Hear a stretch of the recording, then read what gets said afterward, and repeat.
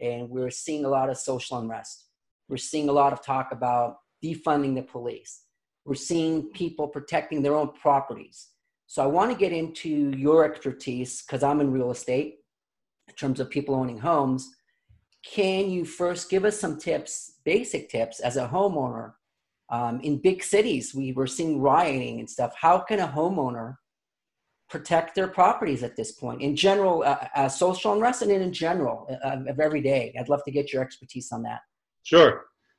So, I mean, it always starts with self-awareness. It always comes down to protecting yourself.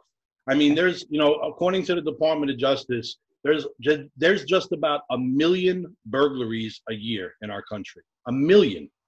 And when you think about it, they say that just about 13% of them get solved.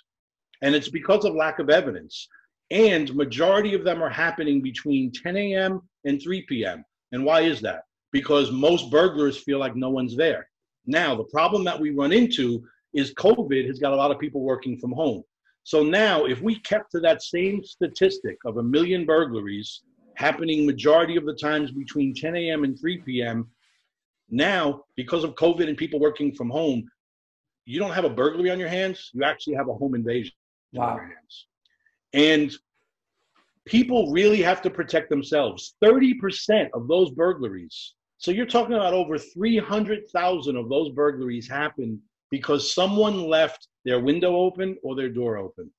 And I challenge everyone while they're watching this podcast, put it on pause and go in your house, check your front door, check your back door, check your patio door, check your garage door. I'm almost guaranteeing someone has something unlocked right now. Welcome to Tuesday's Tips. As busy real estate agents out in the field, we're always looking to help our community grow.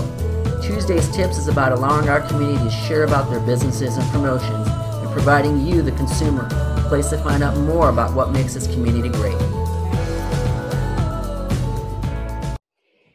Hey everyone, Dave Markowicz here, part of Dave Neta's real estate team, and today's episode and podcast of Tuesday's Tips. And today I have the privilege of speaking with somebody that's in security. And when I say security, I don't mean a bodyguard, I mean a full security firm. His name is Abiona, and he is part of CSS, which is Credible Security Solutions. And want to give you a little background about Jay, so you guys, before he gets into his whole story. And Jay started as a security guard in 1990. In 1994, he decided to go into more private investigation, and that led him to his calling, which is starting his own company in New York. And now he's based out of Houston, Texas. And he's done a lot of interesting stuff, and he'll get into all of that. And so anyways, Jay, thanks so much for being on the show today. I'm excited to get somebody's view of what's happening in the world today, specifically with all the social unrest that we're seeing on the streets, and how you can help people because of your expertise in security and your tips. So welcome to the show. And how'd you get started? Appreciate you having me on. Yeah, absolutely. Like you said, I started in New York in 1990, basically as a security guard. I mean, I think growing up in some pretty rough neighborhoods in New York, I think always feeling like I needed to protect myself, and just some of the neighborhoods that I lived in just made me feel like, it was a rough environment. I think it just basically led me down that path. And at the time in 1990, I just really thought it was a job, not knowing that it would lead to a career. And as you said, I went from a security guard in 1990 to store detective. I basically, when I retired from the corporate world, I was a regional loss prevention director. So I was doing all of the investigations for a particular retailer, internal investigations. But I just saw that there was something wrong in the security industry and in the investigation industry. And I wanted to change the company culture, or at least change the culture in the industry. And that's what made me open up Credible Security Solutions in 2011. So we've been open here in Houston for a little over 9 years now. You specialize in, as far as I know, also in the interview process. And I'd like to get your take on, as you're interviewing people, what to look for. I know you, and by the way, just so everybody knows, Jay's also a public speaker. He speaks on the circuit regarding security. So he knows his stuff. And talk to me a little bit about, as you were interviewing somebody, what you're looking for, because I know you look at facial recognition features, things that people do to kind of give you their tell, so to speak. So I'd like to get your input on that. Right. You know, it's interesting you say that, because it all goes together. So when I was in internal investigations for a retailer, and I saw how many employees were stealing from the company. I mean, they say about 30% of shrink is from external, which would be shoplifting or organized retail crime. They say close to 60% of internal losses are because of employees. Wow. And it makes sense when you think about it, right? I mean, a shoplifter comes in the store, even if he comes in the store every day for 5 minutes, that's 35 minutes a week, as opposed to your employee who has keys, who knows where the cameras who knows where the cameras are, who has access to the registers, who knows the internal procedures, and they're there for 40 hours. So it makes sense you have more of an internal problem. And when I did all of these theft interviews and conducted what we called high shrink assessments, stores that had huge loss, we started realizing that it was internal theft. And it made me step back, and it made me say, why are all these employees stealing? Is this something that we could have possibly seen during the interview when we hired the person? Interesting. You know, employees can rationalize why they steal from a company. They feel like they have the need, but there's one thing that we have full control over, and that's basically the opportunity. Are we giving them the opportunity to steal? And I felt like it always went back to the interview. There was something we could find out during that interview, as opposed to why we should or shouldn't hire the person, which made me take the technique that I used in interviews, which was interview and interrogation techniques to get people to admit to theft. We tweaked some of those techniques to help people interview people properly for a job, so they can ask those open-ended questions, and they can actually read body language to tell if the person is being honest or dishonest, and also read facial micro expressions. Can you give me an example of something on Sure. a facial micro expression that we should Yeah, look for? so a couple, two quick examples from an interviewing point of view. You know, someone who's interviewing someone for a job may say, did you like your old job? Yes. Did you like your boss? How did you get along with your boss? And that person may say, yeah, I liked them a lot. But in an interview, it makes you say, why in a split second did they pierce their lips and did their eyebrows come down? They showed a flash of anger. So when I mentioned the boss's name, it was in a timely manner that they showed anger. Now, that doesn't mean they did anything wrong, and it doesn't mean they're lying, but it does tell me from an interviewing point of view, there's something there I need to look at. I need to ask more questions about their boss. Why were they angry, or why did they show that flash of anger when I mentioned that boss's name? So there goes one example from an interviewing point of view. On the opposite end, when I would interview people for theft, I didn't necessarily know everything they were involved in. I may have known one item they were stealing. But when I would do the interview, I would name different ways that we did investigations and different things that we would see. And when I would name different ways, people can steal cash, they can steal merchandise, they can steal time, I may see a smile on their face, which made me know that's not something they're doing. Or I may have seen a flash of fear, which made me say, why, when I mentioned cash theft, did they have a flash of fear on their face? So it made me start looking more into the cash theft when I did the interview. So you that's how the micro expressions. Yeah, so you had this way of actually bringing it out of them based on the questions that you were asking them, and you drew that fear out of them, basically. And a smart technique is basically what you did. Right, and it's not trying to make them fearful. Let them have whatever emotion they're going to have, but it's being able to read it. And it's also the way you ask the questions. You know, if you ask a close-ended question, you're going to get a yes or no answer. You know, if you just say to someone, do you have a criminal background? Nope, I don't. As opposed to, we're a big company, we hire a very thorough investigator who's going to do a thorough background check. Is there any reason why a criminal background would come up when we did your background check? That changes a little bit. Or is there anything that's going to come up in your criminal background check that we should talk about now? That's an open-ended question. It gets them talking more. So one, you get a more truthful answer. And two, you have more read from a body language point of view if you get them talking more. Going into that point, have you ever started seeing them sweat? Literally, like once they knew they made a mistake in the interview process and they kind of had to weasel their way out? So I wouldn't say sweat. It is definitely a tell. It is definitely a body language marker. But Okay. what I always tell people is they've got to come in clusters. It can't just be one body language marker. That doesn't necessarily mean the person's being deceptive. You know, it has to come in clusters. So you may see the person sweating. You may see their tone of voice go lower for particular questions. They may be sitting up straight in the chair speaking to you. And then when you start talking about their old job, they may slouch during the question. So there's a lot of different body language markers to look out for. They may move their chair back. They may keep their legs out. They may sit on the edge of the chair, which means they kind of can't wait to get out of the room. There's a lot of different things to look at. Again, nothing is a telltale sign that someone's being deceptive.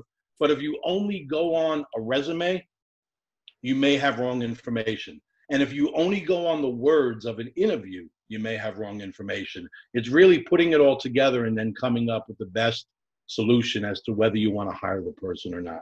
Interesting. So I want to get into another subject that I want the audience to know. So you, from 2011, were part of the security detail in Times Square for the New Year's Eve ball dropping. So you were Yes. the company that was overseeing the security of watching that ball that has Sikorsky crystal in it, correct? And all that stuff. Correct. I'd love to know that story. How'd you get that job? And because that is a major thing to have on your resume. So everything comes full circle. So it's actually not my company per se that did the security for the event, but I was subcontracted to run the security for the event. So the security company that I worked for in 1990, the first job I ever got in security, they actually have the contract with Walgreens. And Okay. a lot of people may not know that Walgreens flagship store is in One Times Square. Okay. So that's their main building. And on the roof of One Times Square is the ball that you mentioned. So yeah, it's 11,000 pounds. It's 12 feet tall. It's got 2,946 crystals, Waterford crystals. It's an amazing place to be. And they actually had the contract because I was in communication with the owner of that company for so long, and I've known him since 1990. He entrusted me to run the security for him for that event. So from 2011 until 2019, we basically handled all of the high-profile access points, from the ball itself on One Times Square to the Hard Rock Cafe on 42nd and Broadway, to the 3 stages that led up to 46th Street where the main stage was.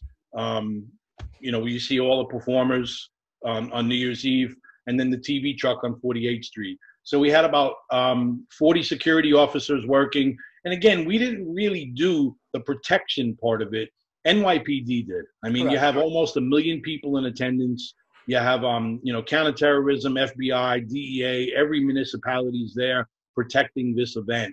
And NYPD did a phenomenal job. They did all the searching of the people. What we really handled was the high-profile access points, like the stage and things of that nature. But it was a great event, something wonderful to be a part of. I mean, it's the largest party in the world, and to be in the center of it for almost a decade, Amazing. Was a pretty amazing feeling for myself, yes. So now I want to get into another thing that's all during, I would say, the golden years, and we have change of what's happening right now in our country, and we're seeing a lot of social unrest. We're seeing a lot of talk about defunding the police. We're seeing people protecting their own properties. So I want to get into your expertise, because I'm in real estate, in terms of people owning homes. Can you first give us some tips, basic tips, as a homeowner? In big cities, we were seeing rioting and stuff. How can a homeowner protect their properties at this point? In general, social unrest, and in general, of every day. I'd love to get your expertise on that. Sure. So, I mean, it always starts with self-awareness. It always comes down to protecting yourself. I mean, there's, you know, according to the Department of Justice, there's just about 1 million burglaries a year in our country. 1 million. And when you think about it, they say that just about 13% of them get solved. And it's because of lack of evidence. And majority of them are happening between 10 a.m. and 3 p.m. And why is that? because most burglars feel like no one's there. Now, the problem that we run into is COVID has got a lot of people working from home. So now if we kept to that same statistic of 1 million burglaries happening majority of the times between 10 a.m. and 3 p.m., now, because of COVID and people working from home, you don't have a burglary on your hands, you actually have a home invasion on your hands. And people really have to protect themselves. 30% of those burglaries, so you're talking about over 300,000 of those burglaries happen because someone left their window open or their door open. And I challenge everyone, while they're watching this podcast, put it on pause and go in your house, check your front door, check your back door, check your patio door, check your garage door. I'm almost guaranteeing someone has something unlocked right now. So when I say that this starts with ourselves, it's really a matter of staying alert and being safe. And I say that in all of the posts that we put online, because I think that if people were more alert and people took care of themselves more, a lot of these burglaries wouldn't be happening. So I think doing some simple things like making sure doors are locked. You know, something about our kids, it's very simple. If it has a lock on it, it gets locked. That's it. You know, I have my kids saying, you know, should I lock the door? Absolutely. That's why the lock is there. They don't ask that question anymore. It's pretty obvious. Right. I think they've learned pretty quick. But, you know, doing some simple things like that can really help people out. And it sounds elementary, you know, locking a door. How's that going to stop the burglary problem? I mean, there's a lot more that homeowners can do. And it's not just hiring a security company. You know, Dave, I know this. Not everyone can be our client. Not everyone can afford security. Not everyone fits into our company culture as a client. But just to provide the tips to help people protect themselves, they don't need a security company to be at their house protecting them.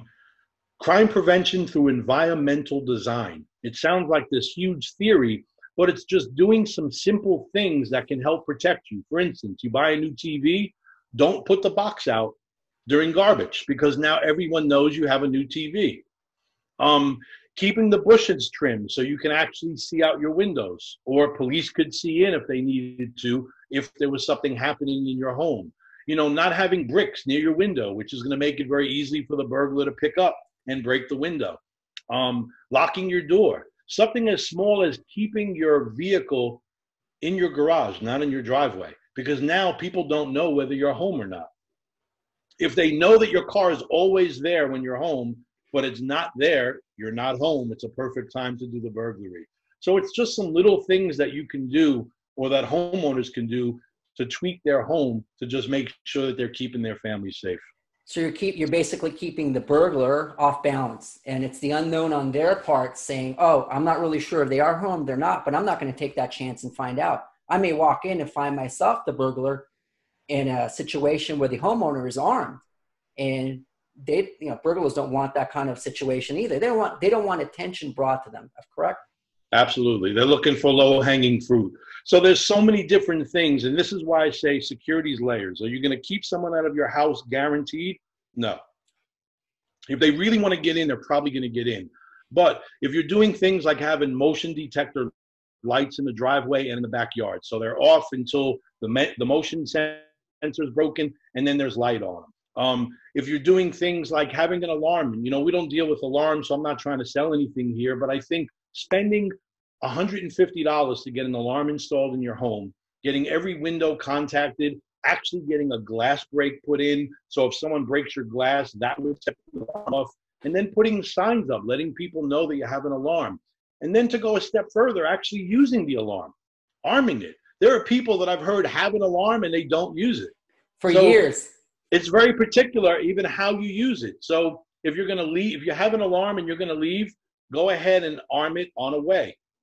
So your motion can work, your glass break will work, and you'll have a 30-second delay to put a code in to get into your own home without the alarm going off. As opposed to at night, I would arm it on instant. You don't need a 30-second delay. If someone breaks a contact while you're home at night, you want the alarm to go off.